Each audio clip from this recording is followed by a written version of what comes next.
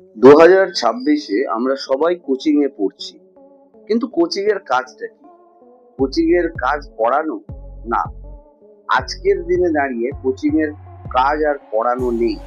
কারণ পড়ানোর জন্য তোমাদের হাজারটা ইউটিউবের চ্যানেল, হাজারটা বুকস, হাজারটা অনলাইন পোর্টাল এবং শয়ে শয়ে online material and content is available. কিন্তু তবু আমরা সফল হতে পারছি না। তার কারণটা কি? তার কারণটা হচ্ছে সবাই পড়াচ্ছে, কেউ মনিটর করছে না। অর্থাৎ কেউ দেখছে না তুমি পড়ছো কিনা, কতটা পড়ছো, তোমার পড়াটা হয়েছে কিনা।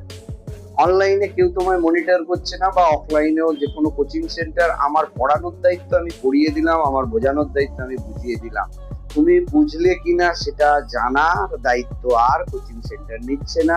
বা তোমার পড়াটা হয়েছে কিনা সেটা বোঝার বা শোনার বা সেটা দেখার সময় আর নেই এই কোচিং সেন্টারের দুনিয়ায়।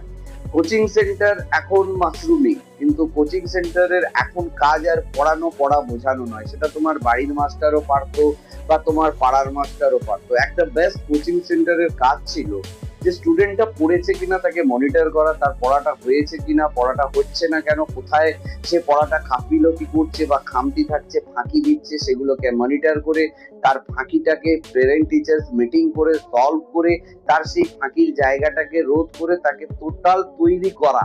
কিন্তু এখন আর কোচিং সেন্টার সেই দায়িত্ব নেয় না। কোচিং সেন্টার একটা প্রাইভেট টিউটর হয়ে গেছে। কোচিং সেন্টার শুধু পড়িয়ে দিচ্ছে, পড়িয়ে দিল, পড়া বুঝিয়ে দিল, বুঝলে বুঝলে, না বুঝলে স্টাডি মেটেরিয়াল দিয়ে দিল, মক টেস্ট দিয়ে দিল, হয়ে গেল। তুমি ভালো করলে বা খারাপ করলে, যে স্টুডেন্টটা মক টেস্টে খারাপ করলো, কেন সে খারাপ করলো, সে কেন পড়লো না, তার কতটা পড়া হলো, আমার এতটা সিলেবাস পড়ানো হলো, কিন্তু সেই বাচ্চাগুলো পড়লো কতটা, ইন্ডিভিজুয়ালি তাদের মনিটর করেন। এখন বাবা মাও ব্যস্ত হয়ে গেছে, বাবা মা কাজের প্রেসারে, তাদের জীবনের দৈনন্দিন টেনশনে তারাও দেখতে পারে না যে আমার ছেলেটা কতটা পড়ছে, যত্ন নিতে পারে না। বাবা মা সেই টেনশনটা করতে পারে না বলে, সেই চাপটা নিতে পারে না বলে, বা বাবা মা সেই দায়িত্বটা পালন করতে পারে না বলেই তো কোচিং সেন্টার গুলোর কাছে আসা। কিন্তু কোচিং সেন্টার গুলো আমি পড়িয়ে দিলাম, তুমি পড়ে নাও, পড়লে পড়ে নাও, না পড়লে না পড়ে নাও, সবাই পড়ছে, তার মাঝখানে যে পড়ার পড়ে নেবে, না পড়ার সে ফেল করবে। তাহলে কোচিং সেন্টারের লাভ কি ছিল?